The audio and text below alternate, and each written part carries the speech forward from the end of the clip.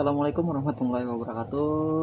Menjawab ya dari berbagai pertanyaan dari pelanggan mesin data saya, dan mungkin saja bisa bermanfaat juga bagi para sahabat yang pemula ya dalam menetaskan telur. Jadi sebelum menjawab dari pertanyaan tersebut, saya jelaskan dulu ya tentang pentingnya mengetahui dan menjaga kualitas telur. Karena telur itu berperan sangat penting dalam keberhasilan penetasan. Jadi hampir 60% keberhasilan dalam penetasan itu karena telur yang bagus. Jadi ada beberapa poin ya. Poin yang pertama dari fertilitas telur. Jadi kita harus tahu ya sahabat ya, bagaimana apakah telur yang kita tetaskan itu memiliki fertilitas tinggi atau tidak. Nah, apa yang dimaksud dengan telur profil tersebut?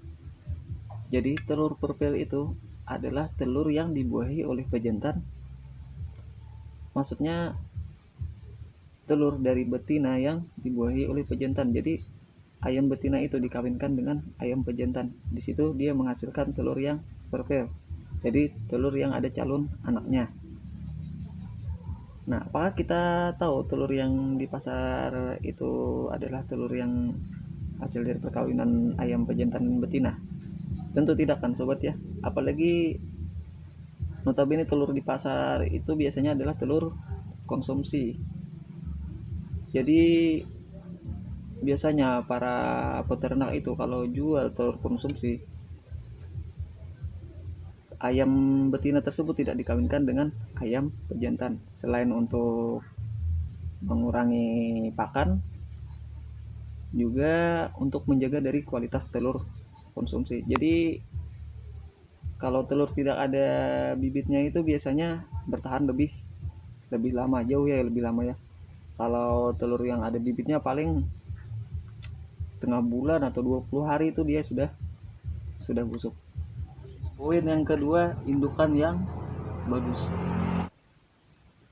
Jadi kita juga perlu tahu ya sahabat ya, Bang, apakah telur yang kita beli tersebut dari indukan yang bagus.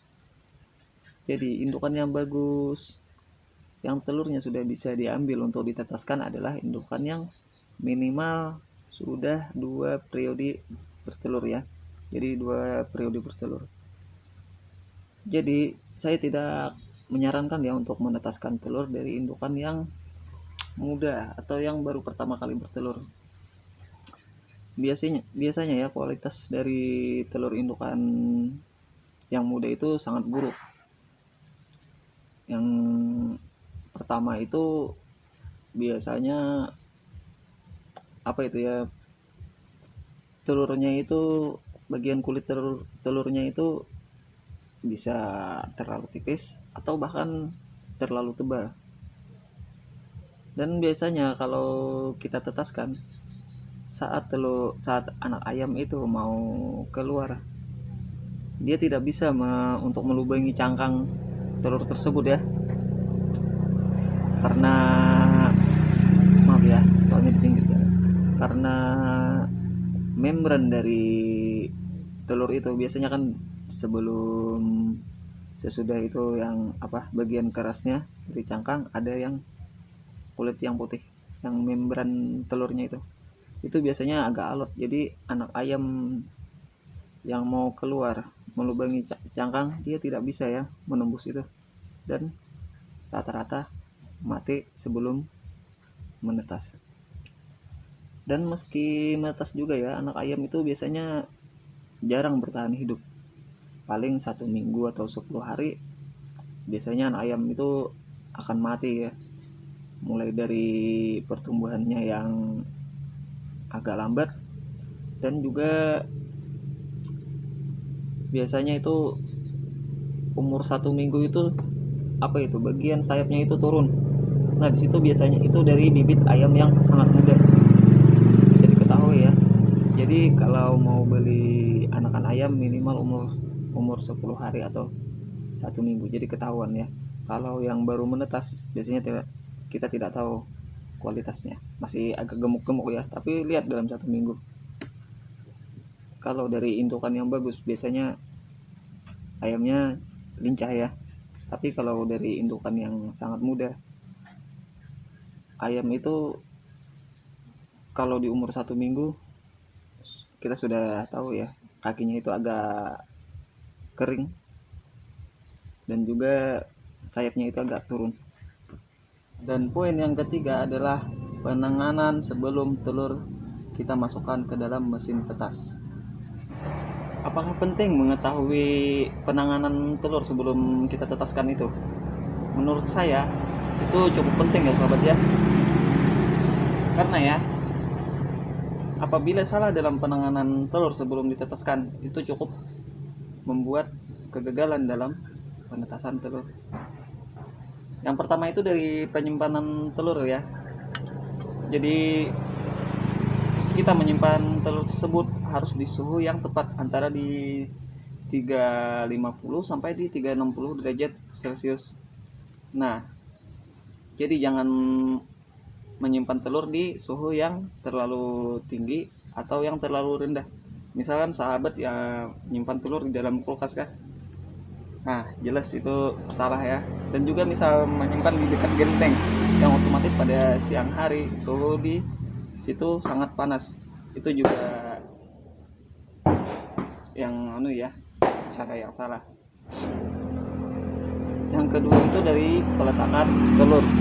Nah, peletakan telur yang salah juga membuat kegagalan dalam penetasan. Misal kita meletakkan telur dengan cara terbalik, misal di bagian tumpulnya di bawah dan bagian ujung lancipnya di atas. Itu salah sobat. Jadi meletakkan telur itu sebaiknya dibaringkan atau di bagian tumpulnya di atas dan bagian lancipnya di bawah. Karena apabila kita balik, bagian tumpulnya di bawah, bagian lancipnya di atas, maka itu ada yang di dalam telur itu kan biasanya ada apa itu, rongga udara. Jadi rongga udara itu tertekan oleh isi dalam telur, kuning telur ya, putih telur, dan rongga udara itu akan rusak. Maaf ya, maklum di hari raya.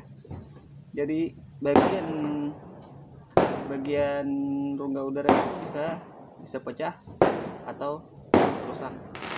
Nah, sebaiknya letakkan telur itu secara berbaring atau berdiri. Kemudian dari goncangan. Nah, biasanya ini terjadi saat kita membawa telur ya. Misal kita beli di suatu tempat dan kita bawa pulang ke rumah, kita bawa misal menggunakan motor atau di taksi, jadi kan terkena goncangan. Itu juga cukup bermasalah apabila ditetaskan dan bisa membuat kegagalan dalam penetasan telur.